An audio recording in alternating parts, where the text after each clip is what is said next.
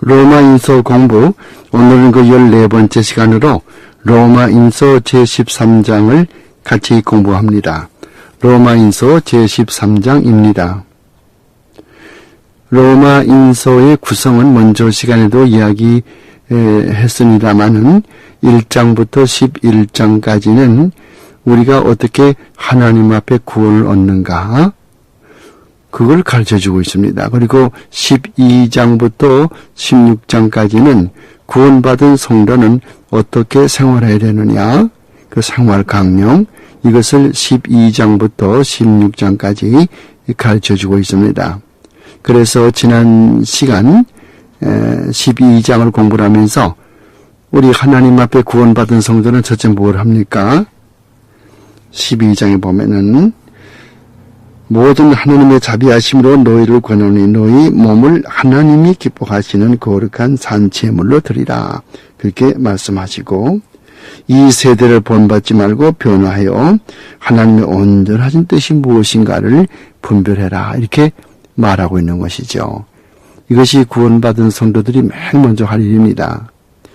우리는 이 세상에 살고 있지만은 이 세상에 동화될 수는 없습니다. 그래서 우리가 이 세상에 살고 있지만 동화되지 않는다는 말은 이 세상에 살고 있으되 세상 사람을 따라가서는 않는다는 말이죠. 그래서 여기서 세대를 본받지 말라고 그러는 것이고, 옛날에는 양을 잡아서 죽여서 하나님 앞에 드렸지만은 신약 시대인 지금에 와서는 우리 몸을 산채로 하나님 앞에 드리라고 가르치지요. 그건 무슨 말인고 하니, 우리 생활, 매일매일의 생활을 생각하는 것, 말하는 것, 행한 이 모든 것이 하나님 앞에 드려지게 합당하게 생활하라, 그 말이거든요. 그리고 하나님의 뜻이 무엇인지를 분별해야 하나님의 뜻대로 행할 수 있고, 그래야 하나님 앞에 기쁨을 돌려보낼 수 있기 때문에 하나님의 뜻을 분별하라고 말이요. 그 하나님의 뜻이 어디에 있습니까? 하나님의 뜻을 어떻게 압니까? 그것은 성경을 통해서 알죠. 어떤 계시나 뭐 그런 걸 통해서 아는 것이 아니라 성경 말씀 속에 하나님의 뜻이 기록되어 있기 때문에 성경 말씀 말고는 하나님의 뜻을 알 길이 없습니다. 그 지난 시간에 공부한 겁니다. 여기까지요. 오늘 로마인서 13장 말씀은 하나님께서는요, 이 세 가지의 제도를 인간에게 주셨어요. 세 가지의 제도. 이거 여러분들이 꼭 아셔야 됩니다. 가정, 국가, 교회. 가정과 국가와 교회, 이 세 가지는 하나님께서 우리 인간에게 주신 세 가지의 제도입니다. 이 제도에는 각각 그 제도를 다스릴 수 있는 책임자를 하나님께서 임명하셨어요. 그래서 가정에는 가장이 있죠. 교회는 또 목양하는 목사나 또 성직자가 있고, 그리고 나라에는 왕 혹은 또 대통령, 이런 주권자가 있습니다. 그러면은 이와 같은 관계에서 우리가 그분들을 대할 때 어떻게 대할 것인가? 물론 로마인서 13장에서는 이 나라에 대해서, 정사에 관해서, 정부에 관해서, 정치에 관해서 그렇게 말하지만은 나라에 관해서만이 아니고 여기에 공부하면서 그 세 가지를 모두 생각을 해야 됩니다. 가정에서 우리 가장에게 어떻게 대해야 되고, 교회에서 목사에게 어떻게 대해야 되고, 나라에서 왕이나 혹은 임금 혹은 대통령에게 어떻게 행해야 되느냐, 이것이죠. 그런데 하나님께서 이 세 가지 제도를 주시고 거기에 각각 또 이 제도를 책임져서 운영해 나갈 책임자도 하나님께서 임명하셨고, 그러므로 이 책임자들의 책임은 무엇인고 하니, 하나님의 뜻대로 교회를 다스리고, 나라를 다스리고, 가정에서는 가정을 다스리고, 그럴 때 우리는 그분들에게 충성해야 되고, 그분들을 순종해야 되고, 그분들을 공경해야 됩니다. 만약에 이와 같은 분들이 이 나라의 왕이라든가 가장이라든가 목사 되시는 이들이 하나님의 뜻을 저버리고 하나님의 뜻대로 행치 아니할 때는 우리는 그분들에게 순종할 책임과 의무가 없습니다. 이와 같은 이 중요한 교리를 로마인서 13장에서 가르쳐주고 있습니다. 이 성도들이 이 세상의 국가나 치안유지 그 기관에 대해서 어떤 태도를 가져야 되는가. 로마인서 13장 펴자마자 그런 얘기가 나옵니다마는 그것도 말씀드리거니와 여기에서는 하나님이 주신 그 제도, 그 가운데 하나가 국가죠. 그 가운데 한 가지가 국가입니다. 그러니까 국가에 제한된 국가라고 하는 것에 국한하지 말고 교회와 또 가정, 이것도 똑같은 원리가 적용된다고 하는 것을 아셔야 됩니다. 그러면 좀 더 자세히 로마인서 13장을 공부하죠. 1절서 7절까지 말씀은 국가에 대한 성도의 태도를 가르쳐줘요. 그 성도는 국가에 대해서 어떤 태도를 가져야 되는가, 또 위정자들에 대해서 어떻게 대해야 되는가. 예를 들면 여호와의 증인 같은 분들은 집청을 거부합니다. 그러니까 나라를 보호할 그런 책임을 회피하는 거죠. 총을 드는 것은 비성경적이라고 주장합니다. 성경에는 이스라엘 백성은 자기 나라를 위해서 나가서 과감하게 싸웠고 또 하나님이 나와 싸우라고 명령도 했습니다. 그럼에도 불구하고 이분들은 집청하는 것을 개인의 유익을 위해서 나가서 싸우지 않겠다고 이야기하는 것입니다. 이런 경우 타당한 방법은 아니죠. 타당한 주장인가요? 아니죠. 비성경적이죠. 또 한 가지 예를 들죠.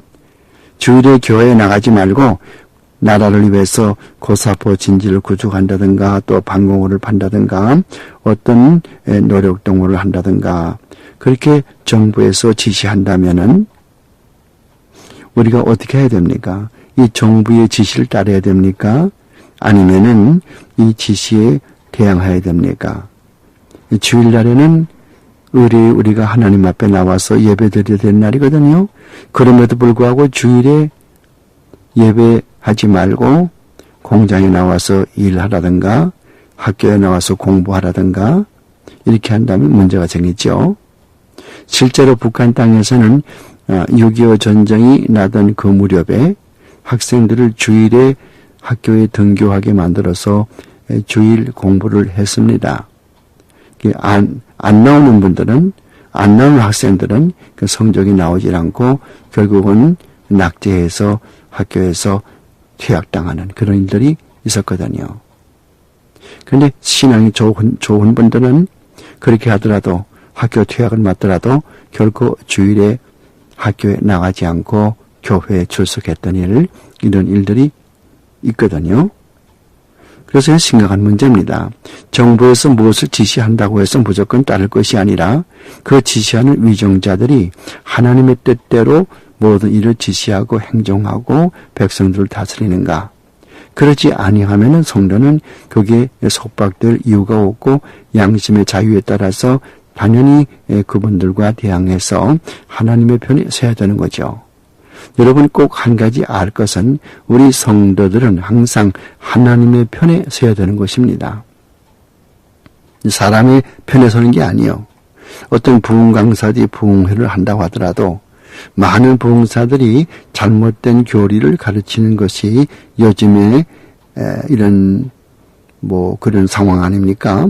그럴 때에 부흥사의 편에 서는 것이 아니라 하나님의 편에 서서 그분들이 바른 말씀, 성경적인 말씀을 전할 때는 우리가 분명히 그분들에게 순종하고 아멘으로 화답하고 따라야 되지만은 비성경적인 말씀을 전할 때는 단연코 그분들의 말을 들을 필요가 없고 그런 예배는 예배도 아니고 따라서 그런 데 참석할 의무가 없는 것입니다.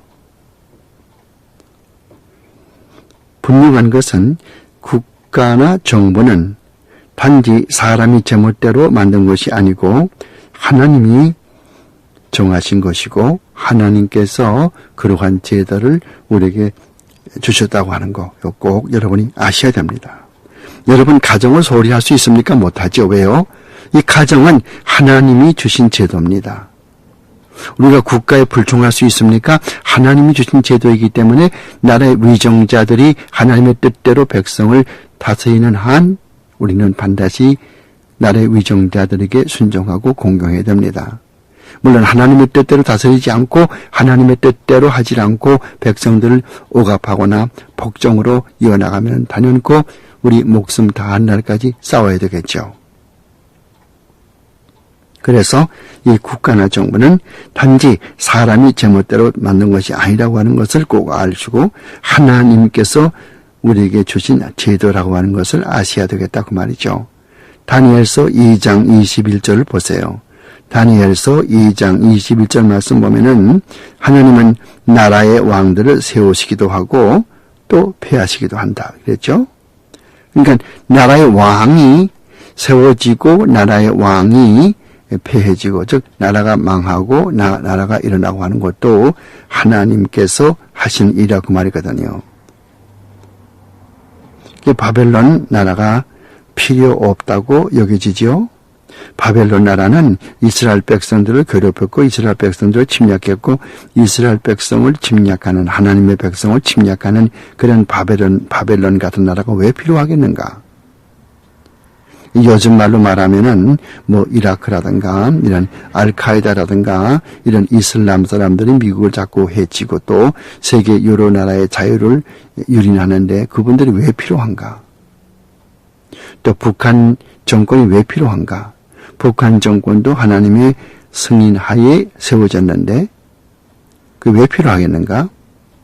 이런 질문이 나올 수 있고 마땅히 이런 의문이 나올 수 있죠. 그러나 우리 인간으로서는 하나님의 뜻을 다 알 수 없다 하더라도 하나님은 분명히 자기의 목적이 있어서 이러한 독재 국가나 이와 같은 좋지 못한 그런 나라들이 이 세상에 존재하는 것이죠. 그 바벨론 나라는 하나님의 세우신 받은 그런 나라이지만은 이 하나님께서는 그 목적이 있어요.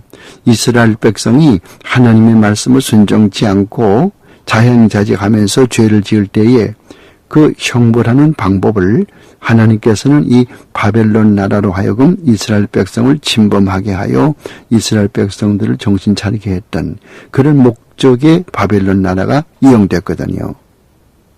그리고 마지막에 하나님께서 목적을 다 한 다음에는 이 바벨론 나라는 멸망시켰죠. 그와 또 마찬가지로 지금 북한에 있는 정권이 많은 사람을 유린하고 많은 사람을 죽이고 또 많은 백성들이 굶어 죽고 또 조금 잘못하면은 또 처형하고 또 공개 총살도 하고 그렇게 합니다만은 이것은 분명히 하나님의 무슨 뜻이 있어서 그 세우신 나라고 그 다음에 그 나라의 사명을 다하게 되면 언젠가는 하나님께서 진멸하시고 이 땅에서 그 잠시를 갖추게 된다고 하는 거 이거 분명히 우리가 아셔야 돼요. 로마 제국도 410년에 망한 것도 그런 뜻에서 하나님께서 그 목적을 다 달성한 다음에 멸망시키셨고 그 다음에 또 신성 로마 제국도 결국은 마지막에는 망했지 않습니까? 우리가 이 국가를 논할 때 또 가정이나 교회를 논할 때 똑같은 일들이 적용되는 것입니다. 그래서 분명히 알아야 될 것은 국가나 정부는 반드시 사람이 제멋대로 만든 것이 아니고 하나님이 정하신 것이라고 하는 것을 아세요. 다음에 로마서 13장 1절에서 7절까지에서 두 가지를 우리가 배울 수 있어요. 하나는 정부에서 하는 일은 주로 칼, 공세 이것입니다. 다시 말하면 권세와 텍스, 세금 문제. 이 말을 다시 설명한다면 이 칼이라고 하는 것은 백성이 나라의 법을 지키지 않을 때 다스리는 그 법을 말하는 것이고 또 사형까지도 생각할 수가 있겠죠. 그리고 공세라고 하는 것은 세금 납부를 말하는 것이니 나라의 국민은 세금을 납부해야 된다 그 말이죠. 바리새인들이 예수님을 곤경에 빠지게 하기 위해서 가이사에게 세금을 바치는 것이 옳습니까? 라고 그렇게 물은 것입니다. 그때 예수님은 가이사의 것은 가이사에게 드리고 하나님의 것은 하나님에게 바치라고 말씀하셨죠.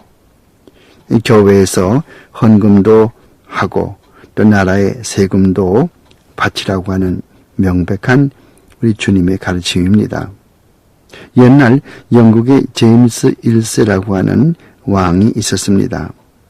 그리고 그 외에도 여러 군주들이 로마서 13장 1절에서 7절까지 말씀을 악용해서 군주의 전제 주권을 고집했고 모든 백성은 왕에게 무조건 복종해야 한다고 울음장을 놓았던 일이 있습니다.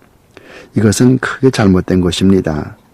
나라의 왕도 하나님이 세웠기 때문에 자기가 제멋대로 백성들을 억압하고 그렇게 할 수 없습니다.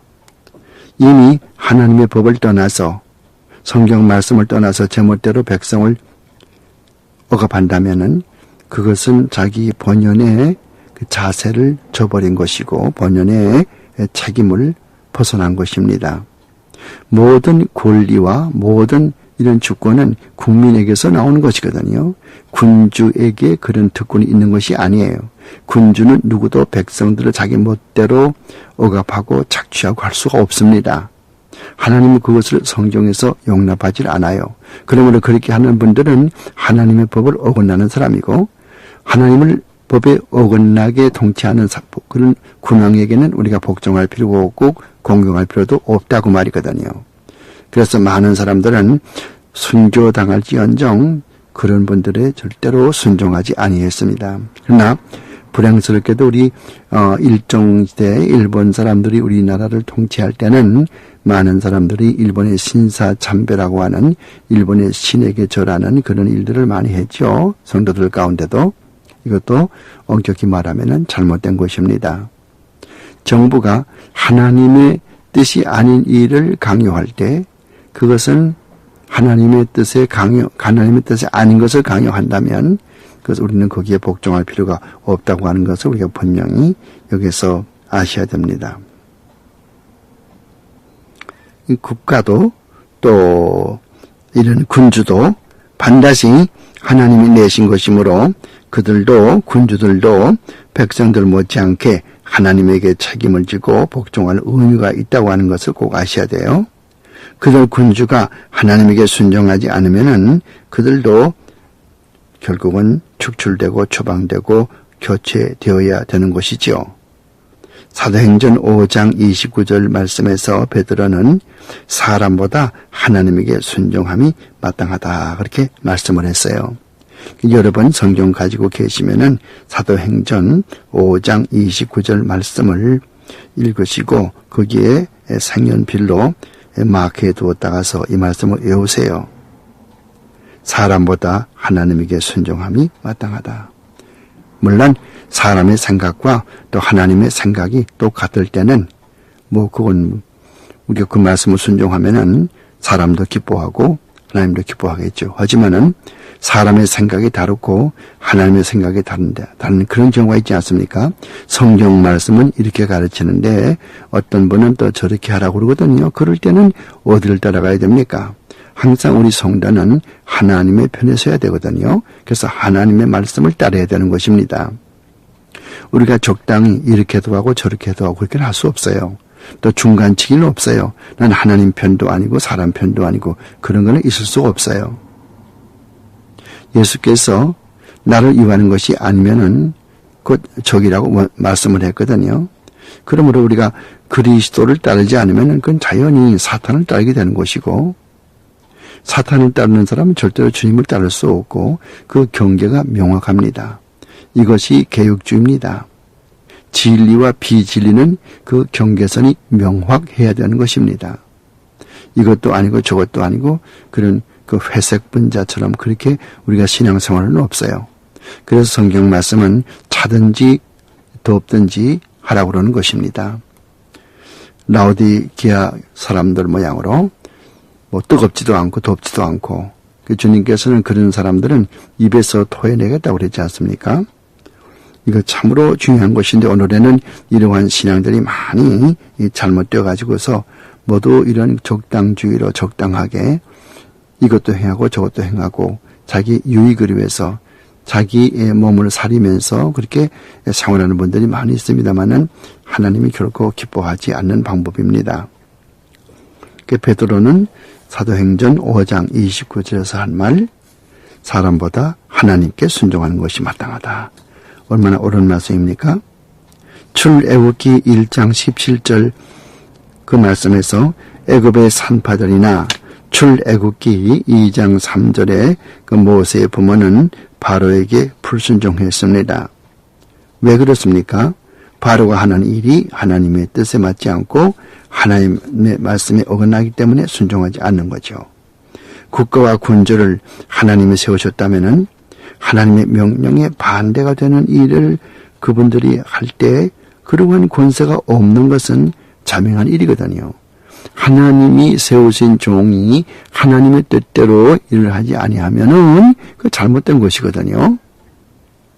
우리만이 하나님의 뜻을 순종할 그런 의무가 있는 것이 아니라 군왕도 가정의 가장도 교회 목사도 반드시 하나님의 뜻대로 행할, 하나님의 뜻대로 생각하고 하나님의 뜻대로 행하고 하나님의 뜻대로 백성들을 다스릴 그런 책임이, 그런 의무가 반드시 있는 것입니다. 구약시대는 제사장이라고 하는 특수한 계급이 있어서 제사장을 통해서 양들을 잡아서 하나님 앞에 드리고 번제물로 드리고 그런 일을 많이 했어요. 그러나 신약시대에 와서는 모든 사람이 다 제사장입니다. 모든 사람이 다 제사장이에요. 그래서 마틴 루터라고 하는 사람은 만인 사제라고 하는 모든 사람이 다 제사장이다. 이 말은 성도들이 서로 돌아가면서 설교한다든가 성찬식을 고행한다든가 장례식이나 결혼식을 심리한다든가 그런 말이 아니라 모두가 다 하나님의 말씀을 읽을 권리가 있고 모두가 다 남을 위해서 기도해 줄 그런 권리가 있고 모두가 다 각자가 자기 죄를 인하여서 하나님 앞에 기도할 수 있는 은혜의 보좌에 담대하게 나갈 수 있는 그런 특권들이 다 주어졌다 그 말이거든요. 예수께서 십자가에 달려질 때에 성전에 그 휘장이 둘로 갈라졌다고 하는 그 사실은 위에서부터 아래로 갈라졌다고 하는 사실은 분명히 하나님께서 그 휘장을 갈라 놓으신 것이고 이제는 우리가 각자 대제사장을 통하지 않고 직접 하나님 앞에 나와서 하나님과 교통할 수 있다고 하는, 하나님과 기도할 수 있다고 하는 그런 것을 가르쳐주는 교훈이 아니겠습니까? 그 다음에 로마인서 13장 8절서 14절까지 말씀을 보도록 하죠. 8절에서 14절까지 말씀입니다. 성도의 기본 자세는 서로 사랑하는 것입니다.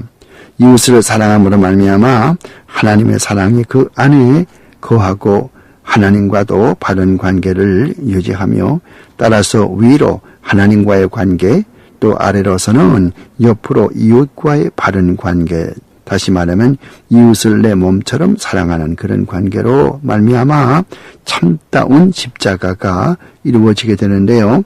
이것이 바로 참된 성도의 교제, 즉 코이노니아라고 하는 것입니다. 무슨 말인가 하면은 마태복음 22장 보면은 계명 가운데 어느 것이 제일 크니까 그때 말씀하시기를 주께서 너희 우리 품성과 우리 마음과 뜻을 다 합해서 하나님을 사랑하라. 둘째도 이와 같으니 이웃을 내 몸처럼 사랑하라. 이리함으로 모든 율법의 강령을 다 이루었다. 그런 말씀을 했죠. 우리가 교회에서 교제, 코이노니아 그런 말을 많이 씁니다. 코이노니아. 그 뜻이 뭐겠는가? 그 코이노니아의 컨텐츠가 뭐냐? 그 내용이 뭐냐 말이죠. 우리는 우리 뜻과 몸과 정성 다 합해서 하나님을 사랑하죠. 그것은 수직적인 관계입니다. 하나님과 나와의 수직적인 관계예요. 그런데 이웃을 또 내 몸처럼 사랑하죠. 이것은 수평적인 관계입니다. 그러면은 수직적인 그런 관계와 수평적인 관계 이 둘을 합하면은 십자가가 이루어지는 것이죠. 이것이 참다운 코이노니아입니다. 그 성경 말씀은 보이는 바 형제를 사랑하지 못하면서 보이지 못하는 바 하나님을 어찌 사랑하겠느냐 그렇게 묻습니다. 우리가 이웃을 돕고 이웃을 사랑하고 그렇게 하지 못하면서 입술로 나는 주님을 사랑합니다. 그렇게 할 수는 없다고 말이죠. 그건 거짓말이라 그 말이죠. 그러니까 우리의 이 사랑이라고 하는 것은 손가락 끝에서 시작되는 거죠. 손가락 끝에 사랑이 있는 거죠. 입으로만 사랑하는 것이 아니라 실제 행함으로 하나님의 뜻을 준행하고 남을 사랑하게 되는 거 아니겠습니까? 그래서 이 성도의 기본 자세는 서로 사랑하는 것이다. 그러면 사랑 가운데 가장 큰 사랑이 무엇이겠습니까? 무엇이 가장 큰 사랑입니까?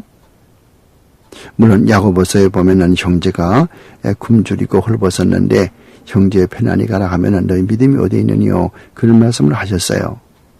그것은 하나님이 편에서 본 믿음 그 의라고 하는 것과 사람의 편에서 본 그 의라고 하는 것, 이것을 좀 더 자세히 설명해 주기 위해서 우리가 행위로 구원받은 것이 아니고 믿음으로 구원받았다 이렇게 말을 하고, 또 한편 야고보서 2장 맨 끝에 가서 보면은 영혼이 없는 믿음이, 영혼이 없는 육체가 죽은 것처럼 행함이 없는 믿음은 죽은 것이다 이렇게 말하지만은, 인간 편에서 볼 때는 행함으로 말미암아 그가 믿음이 있는 것이 증명되는 것이고, 하나님 편에서 볼 것 같으면은 내 자신이 행위로 말하는 것이 아니고 하나님을 전폭적으로 의지하고 내가 내 자신이 율법을 다 지킬 수 없다고 하는 걸 깨닫고 하나님 앞에 나오는 그런 믿음, 이런 믿음이 우리 구원하는 것이거든요. 우리가 먼저 앞서 보았습니다만 로마인서 8장, 9장, 10장 거기서 우리가 뭘 공부를 했습니까? 이스라엘 백성들은 행위의 의로 말미암아 구원을 얻는 줄로 착각을 하고 어쨌든지 이 율법을 꼭 그렇게 반드시 그렇게 지키도록 그렇게 노력을 해서 이 율법을 다 지키면은 그것이 공로가 되어서 구원받는 줄로 착각을 하고 있었거든요. 하나님은 그걸 싫어하는 거예요. 그러나 이방인들은 자기 자신의 의를 생각하지 않고 믿음의 의로 말미암아 구원받게 되는 거 아니겠어요? 율법이라고 하는 하나님의 법을 볼 때에 내가 도저히 그걸 다 지킬 수 있는 자신이 없다. 그러므로 나를 대신해서 율법을 다 지켜주신 예수 그리스도 앞에 나오게 하는, 그러므로 말미암아 그리스도를 믿고서 그리스도의 은혜로 말미암아 구원받는, 이런 건 차이가 있죠.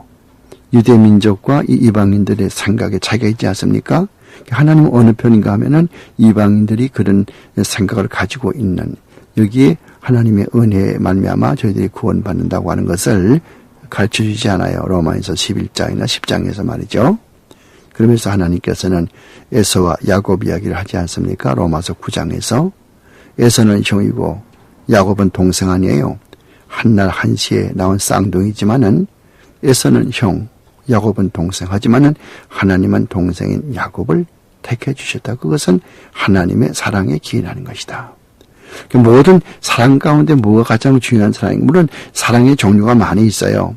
하나님과 우리와의 관계, 하나님이 우리를 사랑해 주시는, 베풀기만 하고 받지 아니하는 절대적인 깨끗한 사랑, 그는 아가페라고 하는 그런 사랑이지요. 또 형제간에 서로 받기도 하고 주기도 하는 그런 사랑이 있죠. 형제간에 우애하는 사랑, 이것은 필로라고 하는 사랑이죠. 필로. 또 남녀간의 그런 사랑, 그건 에로스라고 하는 다 우리가 알고 있고요. 그것도 한 가지 부모 자식 간의 사랑이 있어요. 부모 자식 간의 사랑. 이거는 스토르게죠. 스토르게. 이 스토르게라는 말은 이 성경에서 두 번밖에 나오지 않아요. 그래서 로마인서 1장 맨 끝에 가서 보면은 부모를 거역하고 그럴 때에 이 그 본문에서 헬라 원문에서 가서 보면은 스토르게. 헬라 말에는 앞에 자가 붙으면은 이거 부정하는 게 되거든요. 그래서 스토르게가 아닌, 즉 부모 자식 간의 사랑이 아닌, 그러므로 부모가 자식이 부모를 미워한다든가 부모가 자식을 미워한다든가 부모에게 순종하지 않는다, 그렇게 우리말로 번역이 됐습니다만은 부모 자식 간의 사랑이 스토르게예요. 또 한 군데는 어디 있냐면 디모데후서 3장. 디모데후서 3장 초두에 가서 보면은 말세에 기롱할 때가 오는데 사람들이 자고하고 또 교만해지고 돈을 더 사랑하고 쾌락을 더 사랑하고, 그 말을 하면서 부모를 거역하며, 그런 말 나오죠. 디모데후서 3장의 초두에 그게도 마찬가지로 아스토르게 이렇게 두 군데 나옵니다. 그 절대적인 다수가 어떤 단어를 쓰는 거 하니 맨 처음에 나왔던 이 아가페라고 하는 하나님이 우리를 사랑하시는 절대적인 주기만 하고 받지 않는 그런 사랑, 이것이 이 신약 성경에 흐르고 있는 전체적인 그리고 가장 빈도가 많은 그런 단어입니다. 하도 그렇기 때문에 에베소서 5장에 나오는 부부간의 사랑, 에베소 5장 22절 이하에 보면은 남편들아 자기 아내 사랑하기를 이렇게 나오고, 또 아내들아 자기 남편에게 복종하게 나오지만은 그 사랑한다는 그 말이 여기서는 아가페라는 아가포 동사를 쓰고 있거든요. 우리가 얼핏 생각할 때는 그건 뭐 부부간의 사랑이니까 에로스를 쓸 법한데 에로스라고 하는 단어 쓰질 않고 아가포, 아가파오 동사 그걸 썼거든요. 아가파오를 줄피면은 아가포가 됩니다. 그래서 이 오메가 위에다가서 악상 서컴플렉스 그거를 치게 되면은 이게 줄말이 돼요. 아가파오 대신에 아가포 이렇게 말하죠. 명사는 아가페, 페는 이게 에타, 맨 끝에 에타 쓰면은 명사가 되고 그렇게 되지만 어쨌든 절대적인 한 사랑은 하나님께서 우리를 사랑하시는 그런 사랑이다. 또 이 사랑 가운데 어떤 사랑이 가장 훌륭한 사랑이고 또 하나님께서 우리에게 원하시는 사랑인가? 이 강의는 뒷면에 계속됩니다. 여기서 테이블 뒤로 돌려 놓으시기 바랍니다. 과연 어떻게 하는 것이 하나님이 기뻐하시는 사랑인가? 뭐 가난한 사람 밥을 한 끼 사준다든가 그것도 사랑이겠죠. 하지만은 성경에서 말하는 가장 아름다운 사랑은 하나님께 순종하는 것입니다. 요한 2서 6절 말씀 보더라도 하나님을 사랑하는 자가 하나님 말씀을 순종하는 자가 계명을 지키는 자가 사랑하는 자라고 그랬고 요한복음 14장 15절이나 23절 24절 가서 보면은 나를 사랑하는 자는 내 계명을 지킨다 그런 말씀이 있지 않아요? 그러니까 하나님의 뜻대로 살지 아니하면서 하나님을 사랑한다고 할 수가 없죠. 하나님의 뜻대로 살아갈 때 우리는 나 이웃을 사랑할 줄도 알고 또 하나님께 우리의 모든 걸 다 바쳐서 우리의 뜻과 정성과 마음을 다 바쳐서 그를 사랑할 수 있게 되는 것이거든요. 그래서 여기 성도의 기본 자세는 서로 사랑하는 것이다. 이웃을 사랑함으로 말미암아 하나님의 사랑이 그 안에 거하게 되고 또 하나님과도 바른 관계를 유지하게 된다. 그래서 코이노니아라고 하는 그런 친교라고 하는 그런 하나님의 축복을 받게 된다. 특히 여기서 이야기하고 싶은 것은요. 로마에서 13장 11절로 14절까지 말씀 보면은 이 어거스틴을 회심시킨 그런 유명한 성경 구절이 나와요. 여러분 가지신 로마인서 13장 11절에서 14절까지 말씀 이거 아주 중요한 말입니다. 그래서 밑줄을 그으시든가 혹은 또 오른편에 줄을 그었든가 하긴 표해서 이 말이 왜 중요한가? 로마인서 13장 11절로 14절까지 말씀은 어거스틴을 회심한 그런 유명한 성경 구절입니다. 옛날에 어거스틴이라고 하는 그런 사람이 기원 4세기에서 기원 5세기까지 살았어요. 근데 그분은 예수도 안 믿고 참 세상에 방탕한 사람이었었죠. 그러나 그의 어머니 모니카가 그를 위해서 밤마다 촛불을 켜놓고 기도했었고 그 어머니는 어느 날 로마인서 13장 11절로 14절까지 말씀 그 내용을 쪽지에 적어서 아들 어거스틴의 호주머니에 넣어주었지요.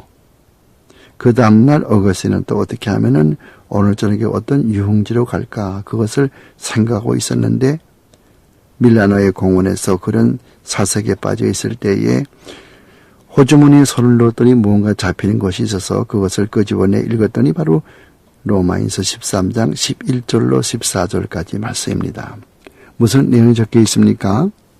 여러분들 꼭 로마인서 13장 11절에서 14절까지 말씀을 찾아서 읽어보세요. 그 말씀이 여러분의 마음에 어떻게 와닿는지 보시란 말이에요. 이 성경 구절을 읽고 회심해서 이 어거스틴은 유명한 신학자가 되었고요. 종교개혁은 16세기 종교개혁은 바로 이 어거스틴의 그 신학의 바탕을 두고 있는 것입니다. 어거스틴에게서 출발을 했지만은 천주교도 개신교도 어거스틴에서 이 아름다운 신학이 출발됐지만은 천주교는 중간에 토마스 아퀴나스라고 하는 AQUINAS 토마스 아퀴나스라고 하는 사람을 통해서 이 천주교의 교리가 정립됐기 때문에 우리와는 다른 노선으로 흘러가 버렸고, 이 어거스틴의 그 신앙을 똑바로 계승해서 이 마틴 루터나 칼빈, 데오도 베자 같은 사람, 즈벤글리 같은 사람, 요한 낙스 같은 사람, 이런 사람들을 통해서 그대로 우리에게 이 어거스틴의 신학을 그대로 우리에게 전수해서 오늘까지 내려오는 것이 이 개혁주의라고 하는 Reformed Theology라고 하는 그런 내용인 것입니다. 어거스틴은 정통 신학자지요. 어거스틴은 기원 5세기, 6세기의 정통적인 신학자로서 펠라기우스와 싸워서 그의 논쟁은 너무나 유명합니다. 정통적인 기독교 교리는 모두가 다 이 어거스틴에서 나왔다고 말씀을 드렸고요. 중도의 13세기에 나왔던 이 토마스 아퀴나스는 1225년에서 1274년까지 산 사람이지만은, 그러니까 어거스틴보다는 훨씬 나중에 나온 중세에 살았죠. 기원 어거스틴은 5세기, 6세기 사람이니까.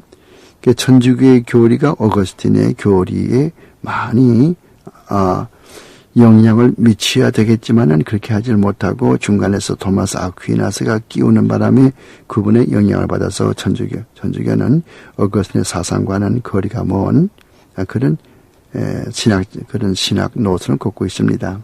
천주교는 이를 도입해서 선을 행함으로 구원을 얻는다는 교리를 낳게 되었고, 중세 수도원에서 수도사들은 세상과 절교하고 성경 연구에 몰두하면서 금욕주의를 주장하면서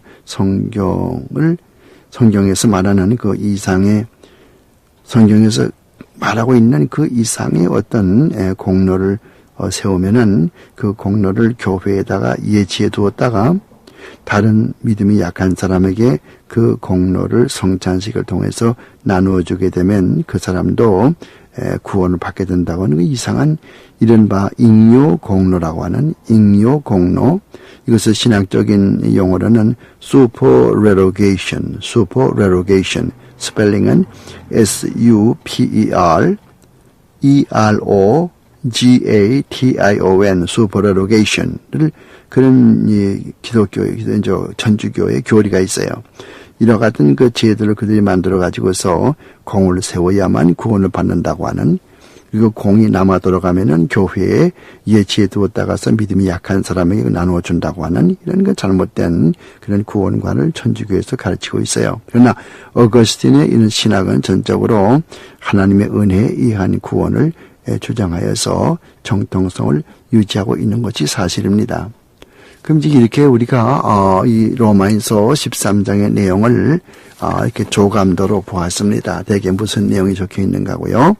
여러분은 지금부터 로마인서 13장 성경에 들어가서 성경 읽으면서 같이 보도록 하지요. 로마인서 13장을 펴시기 바랍니다. 각 사람은 위에 있는 권세들에게 굴복하라. 로마인서 10장을 펴면 맨 처음에 각 사람은 위에 있는 권세에게 굴복하라. 위에 있는 권세라고 하는 것은 위에 우리 우전에 있는 분들이죠. 교회의 목사라든가 나라의 왕이라든가 그리고 또 가정의 가장이라든가 이런 분들이죠. 권세는 하나님께로 나지 않음이 없나니 모든 권세는 다 하나님의 정하신 바라 그랬어요. 그러니까 모든 권세는 하나님께로 났고 하나님이 그분들에게 주셨다고 말이죠. 하나님이 그분들에게 권세를 주었는데 자기 멋대로 휘두르기 위해 준 것이 아니라 하나님께로부터 그런 권세를 받을 때는 하나님의 뜻대로 백성들을 다스리라고 하나님께서 그들을 세우고 하나님이 그들에게 권세를 주었다고 말이거든요. 그러면 하나님의 뜻대로 다스리도록 하나님으로부터 그런 권세를 받았으면 마땅히 하나님의 뜻대로 백성 다스려야 되지 않겠어요? 근데 그렇게 하지 못하고 복정이나 복군이나 또 교회 목사가 잘못하고 또 교리도 성경적인 교리를 안 가르치고 그렇게 한다면 그때 벌써 이것은 하나님의 법에 어긋나는 것이죠. 그 백성들이 하나님 앞에 잘못해서 징계받는 거나 목사나 나라의 왕이나 가장이 벌을 받는 거나 꼭 마찬가지거든요. 그분들이라고 특별한 그런 권세가 없는 거예요. 그래서 권세는 하나님께로부터 났다. 꼭 아세요. 그래서 모든 권세는 다 하나님의 정하신 바라. 그러므로 권세를 거스리는 자는 하나님의 명을 거스림이니 거스리는 자들은 심판을 자취하리라 그랬어요.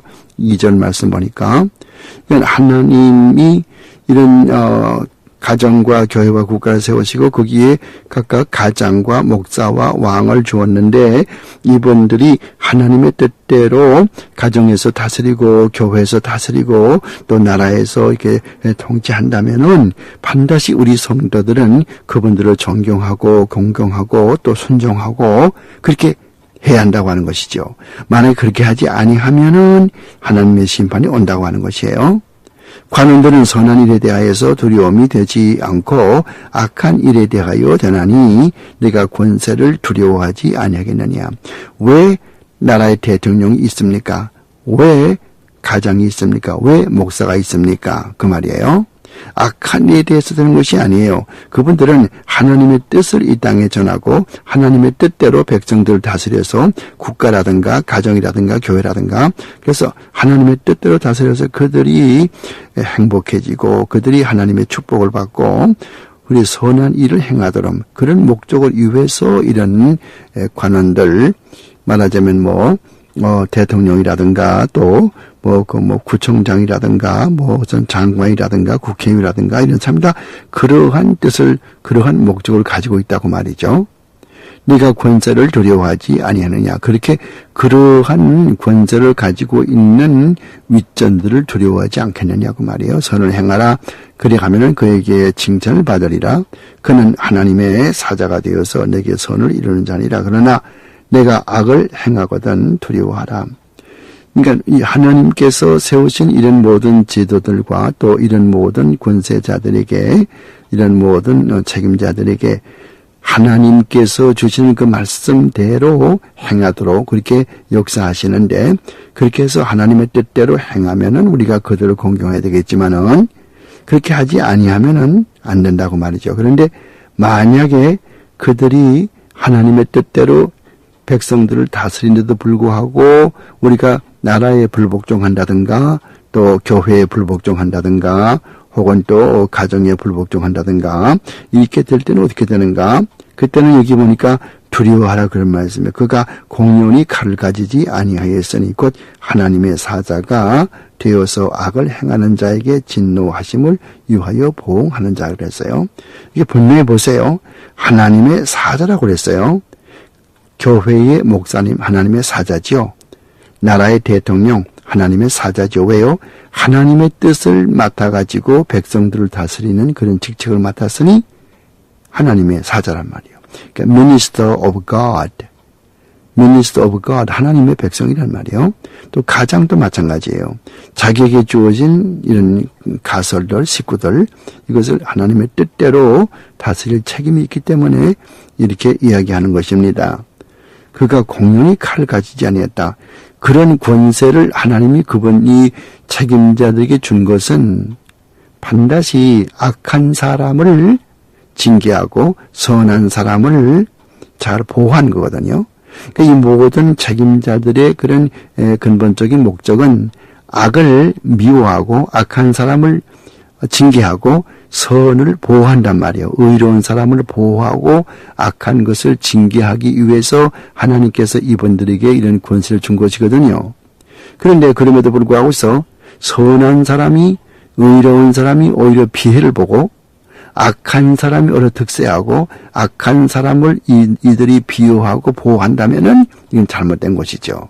그럴 때는 우리가 교회 목사나 또 나라의 위정자들이나 우리 아버지 부모라든가 공경할 필요가 없다고 하는 것이죠. 그래서 과연 어떤 분들은 부모를 믿지 않는 부모, 너무 하나님을 배반하고 너무 신앙생활 못하게 하니까 결국 집을 나오는 분도 있지 않습니까? 여기서 그걸 이야기하는 거예요. 그래서 공연히 칼 가지고 있는 게 아니란 말이죠. 반드시 이 선을 장려하고 의를 장려하고 그리고 악한 사람을 징계하기 위한 그런 목적으로 칼 가지고 그런 권세를 가지고 있다고 말이에요. 여기서 칼 그러면 뭐 문자 그대로 칼 생각하지 말고 그분들의 권세, 권력 그걸 생각하란 말이에요. 곧 하나님의 사자가 되어서 악을 행하는 자에게 진노하심을 위하여. 마땅히 악한 사람은 진노받아야 되는데 진노하지 않으면 그것도 문제가 있는 거죠. 가령 사람을 죽인 사람은 반드시 사형돼야 되거든요.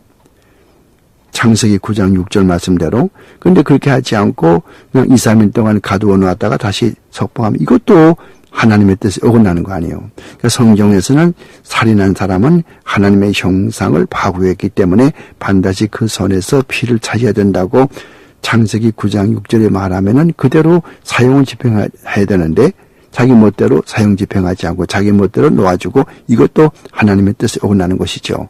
이렇게 본다면 오늘 세상에 위종자들과 교회 목사들과 또 집안의 조그만 가정을 다스리는 사람들도 하나님의 뜻에 얼마나 어긋나게 얼마나 자기 멋대로 자기 뜻대로 이렇게 생활합니까?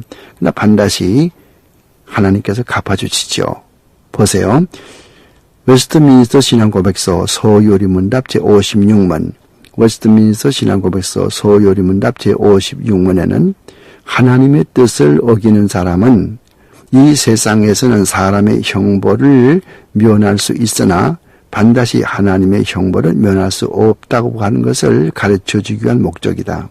그 질문은 그래요. 56문의 질문은 하나님께서 제3계명 즉 너희는 하나님의 이름을 망령되이 읽지 말라. 이 제3계명을 준수하라고 한 이유가 무엇인고 이 뜻이에요. 그것에 대한 대답은 그렇단 말이에요. 하나님의 명령을 어긴 사람은 이 세상에서는 사람의 형벌을 면할 수 있을지라도 하나님의 형벌은 반드시 받아야 된다. 받게 된다는 그것을 가르쳐주기 위함이다. 이렇게 되어 있단 말이에요. 그러니까 우리가 이 말씀을 분명히 우리가 아셔야 돼요. 로마 13장을 이야기를 하면서 위에 있는 권세자들, 우리 가정이나 국가나 교회 여기에서 우리가 어떻게 행할 것인가 아셔야 돼요. 그러므로 굴복하지 아니할 수 없으니 노를 위해서만 할 것이 아니요 또한 양심을 위하여 할 것이니라. 그리스도인들에게 양심이 있단 말이에요. 신앙 양심이 있어요. Christian conscience, Christian liberty. 우리 그리스도 안에서 자유가 있거든요. 그리스도 밖에 나가면 자유가 아니에요. 방종이지. 여러분 자유라고 하는 것을 그렇게 함부로 쓰는 게 아니에요. 내 멋대로 성경을 무시해버리고 하나님의 뜻을 무시해버리고 내 멋대로 살아가면 그게 자유가 아니에요. 그건 방종이지. 그건 죄지요. 하나님 안에서 그리스도 안에서 성경 말씀 안에서 살아갈 때 내 마음에 자유가 있단 말이죠. 그래서 양심을 인하여 할 것이라. 너희가 공세를 바치는 것도 그 다음에 6절부터는 세금에 대해서 이야기하는 거예요. 돈, 재정 문제, 경제관이죠. 그 너희가 공세를 바치는 것도 이를 인함이라. 저희가 하나님의 일꾼이 되어서 바로 이 일에 항상 힘쓰니라. 우리가 이 공세를 바칠 때 이 성도들의 경제관, 돈 이것을 어떻게 할 거냐. 우리가 교회를 나가고 또 하나님을 믿으니까 하나님의 사업만 바치면 될 것이 아니냐. 그게 아니라는 거예요. 여기에 지금 나라의 위정자들 여기에 대해서 이야기하니까 이분들도 우리가 다 서포트를 해서 생활하도록끔 대해줘야 되고 생활비를 대해줘야 되고 그분도 우리가 대접할 때 대접해야 되지 않겠어요. 이렇게 하니까 여기서 지금 사도 바울이 로마서 13장 6절 이하에서 이야기하는 것은 한마디로 따지고 보면은 이 경제관에 있어서 하나님께 바칠 것은 하나님께 바치고 즉 교회에서 연보할 것은 연보를 하고 그리고 또 국가의 시민으로서 국가에 바칠 세금은 또 인컴 텍스는 또 인컴 텍스대로 또 바치고 그걸 이야기하는 거예요. 그래서 양심을 인하여 할 것이라. 너희가 공세를 바치는 것도 이르리람이라. 저희가 하나님의 일꾼이 되어서 바로 이 일에 항상 힘쓰니라.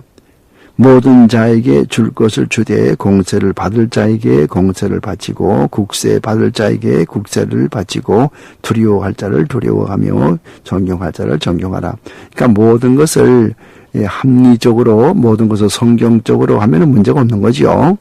우리가 다른 한 100불을 벌었다 생각하면은 그 100불 가운데 하나님께서는 열의 하나를 원하시니까 열의 하나.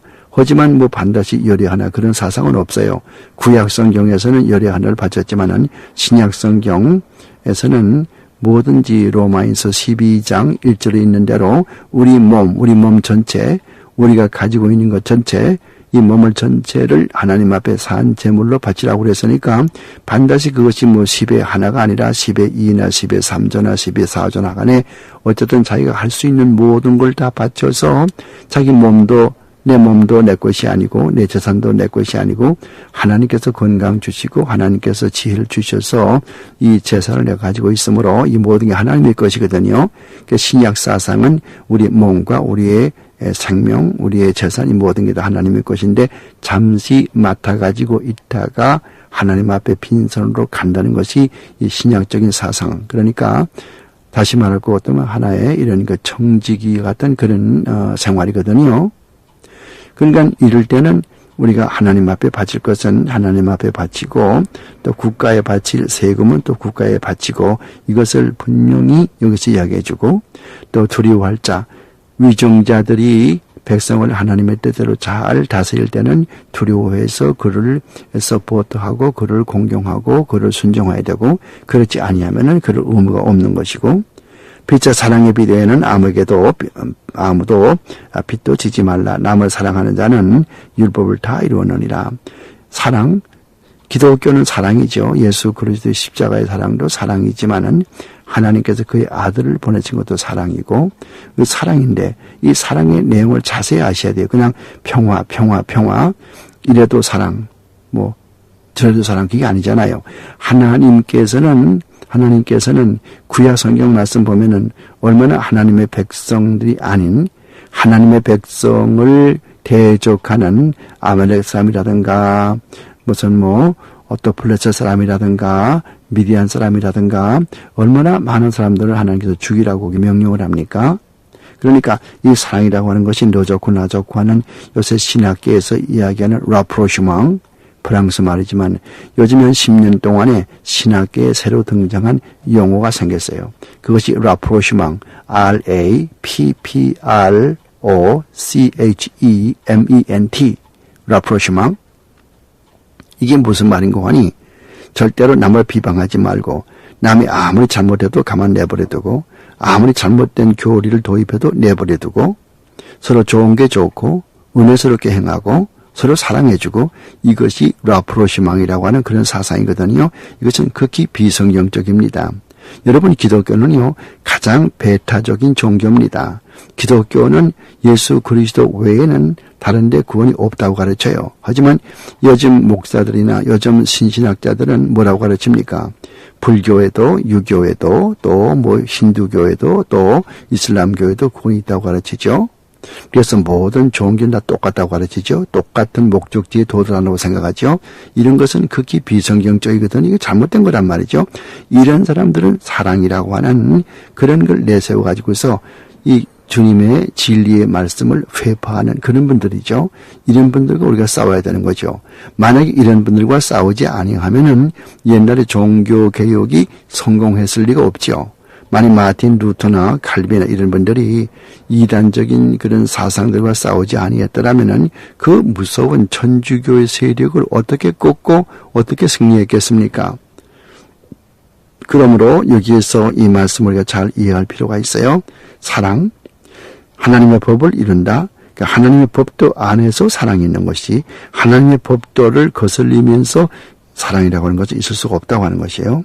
간음하지 말라, 살인하지 말라, 도둑질하지 말라, 탐내지 말라 한 것과 그 외에 다른 계명이 있을지라도 내 이웃을 내 자신과 같이 사랑하라 하신 그 말씀 가운데 다 들었느니라. 무슨 말인가 하면은 하나님께서 우리에게 10가지 계명, 10계명을 주었는데 이 10계명을 주었는데 이것을 다 지키려면은 어떤 것이 가장 선행 조건이 됩니까?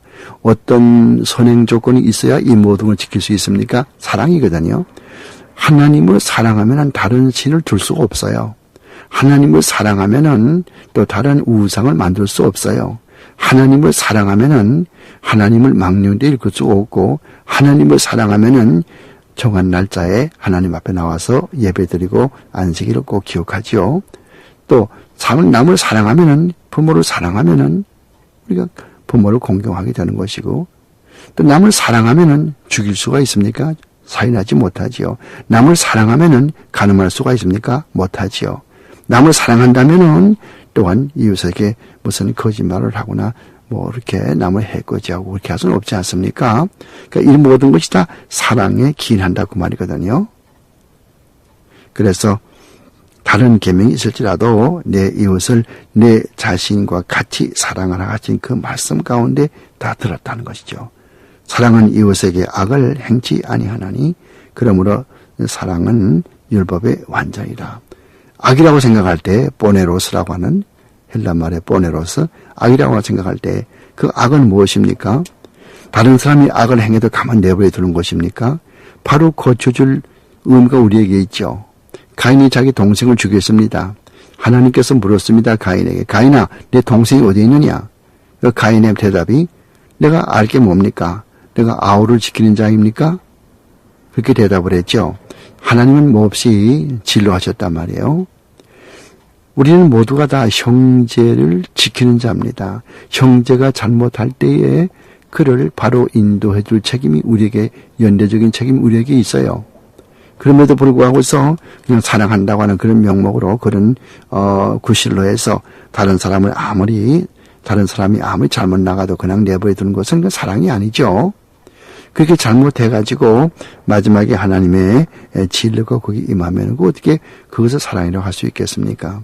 우리가 사랑한다면 그분은 마땅히 하나님의 진리를 받지 않고 하나님께 사랑을 받고 그렇게 하도록끔 인도해주고 도와주고 또 여러 가지 지혜를 주고 이렇게 해주는 것을 기도해주고 이것이 우리가 마땅한 일이 아니겠습니까? 그러므로 여기서 이야기는 그러므로 사랑은 율법의 완성이니라. 모든 것이 사랑이 하나님의 사랑이라고 하는 것은 하나님 안에, 계명 안에 있는 사랑.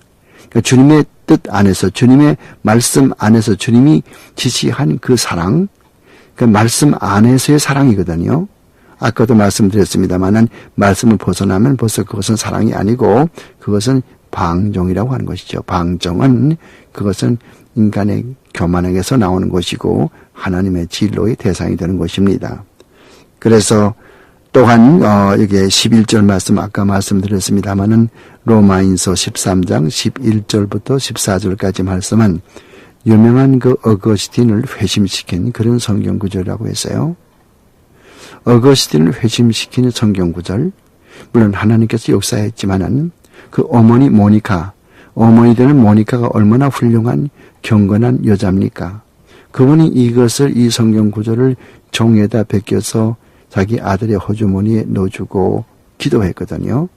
그러면서 또 이 아들은 공원에 나가서 이 성경 구절이 적힌 종이를 끄집어내서 읽고 눈물을 흘리면서 예수를 믿게 됐다고 하는 건 실화.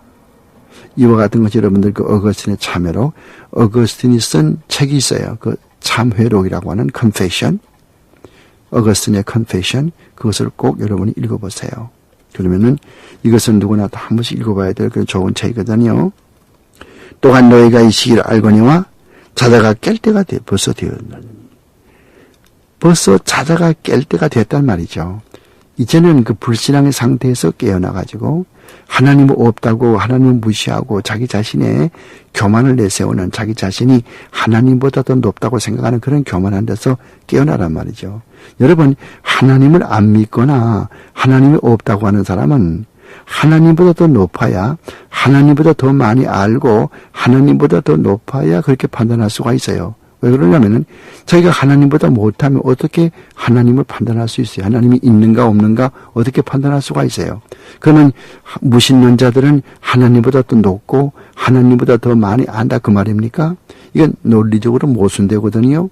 그러므로 이 무신론자라고 하는 건 실제로 존재할 수 없고, 무신론자라고 하는 것은 결국 자기 자신이 교만하기 때문에 환상에 빠져서 하나님을 멸시하는 그러한 결과이지, 결코 그분들이 그렇게 한다고 해서 천지를 창조하시고 나를 창조하신 하나님이, 또 역사를 심판하시는 하나님이, 또 이 땅에 다시 오실 그 하나님이 결코 안 계시는 것이 아니거든요.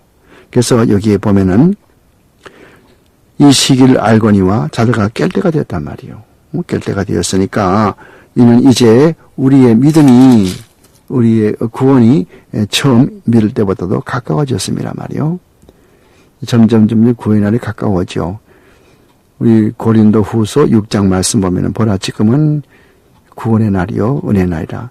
지금도 아직도 구원의 문이 열려 있지만은 이 구원의 문이 언젠가는 닫힌다고 말이죠. 밤이 깊고 낮이 가까웠으니 그러므로 우리가 어둠의 일을 벗고 빛의 옷을 입자 말이요. 그러니까 컴컴한 밤에 다니는 사람은 빛을 싫어한다고요. 빛을 싫어해요. 캄캄한 데 다니는 사람은 빛을 싫어한단 말이죠. 그러니까 이제 어둠의 일을 벗어버리고 어둠 속에서 나와서 빛을 바라보라고 말이죠. 우리 눈에 쓰고 있는 이 검은 안경을 벗어보이란 말이에요. 검은 안경을 쓰고 있으면은 이 검은 안경 우리가 태어날 때에 원죄를 쓰고 난 그것을 상징하는 말인데, 타고날 때부터 이런 지정의가 삐뚤어진 이런 생각, 이런 사색, 이것을 검은 안경이라고 생각한다면은 이런 검은 안경을 쓰고 있는 한은 어떤 사물인들 바로 보이지를 못하고 어떤 일인들 바로 판단하지 못하고 결국은 편협적으로 혹은 또 편파적으로 그렇게 되거든요. 그러면 사물을 올바로 판단하려는 것 같으면은 우리의 검은 안경을 벗어야 된다. 그러므로 여기에 모니까 하는 얘기도, 물론 바울이 여기서 하는 이야기도 밤이 깊고 낮이 가까웠으니까 그러므로 우리가 어두움의 일을 벗어버리고 빛의 갑옷을 입자. 낮에와 같이 단정히 행하고 방탕과 술 취하지 말며 음란과 허색하지 말며 쟁토와 시기하지 말고 오직 주 예수 그리스도로 옷 입고 정욕을 위하여 육신의 일을 도모하지 말자. 그리스도로 옷 입으라는 것이에요. 그리스도로 옷 입으면은 이 모든 것이 해결되죠. 마치 구약의 신명기 30장 9절 10절 그 근방에 가서 볼 것 같으면은 하나님의 말씀이 저 바다 밖에 있는 것이 아니니까 누가 우리를 바다 밖에 나가서 하나님을 갖다가 우리에게 줄 것이고, 그것도 아니고, 또 하나님의 말씀이 저기 하늘에 있는 것이 아니기 때문에 누가 우리를 위해서 하늘에 올라가서 말씀을 갖다 우리에게 줄 거, 그것도 아니고, 하나님의 말씀은 내 마음속에 있고 내 입술에 있기 때문에 내가 능히 그걸 지킬 수 있다고 말씀하셨거든요. 그러므로 이제는 단정히 행하고 이제는 오직 주 예수 그리스도를 더불어 옷을 입으란 말이죠. 그 정욕을 위해서 육신의 일을 도모하지 말고, 육신을 위해 살면 죽는 거예요. 성령을 따라 살면 사는 거예요. 그래서 우리가 성령을 위해서 심도록 그렇게 하라고 말씀하는 거죠. 그러면 로마서 13장 말씀 여기서 끝나지만은 우리가 어떻게 이 위에 있는 윗전들 교회와 가정과 국가의 그 관련과 또 그분들의 책임자에 대한 태도 어떻게 대할 것인가, 이런 것을 공부를 했습니다. 오늘 로마서 13장 공부 여기서 마칩니다.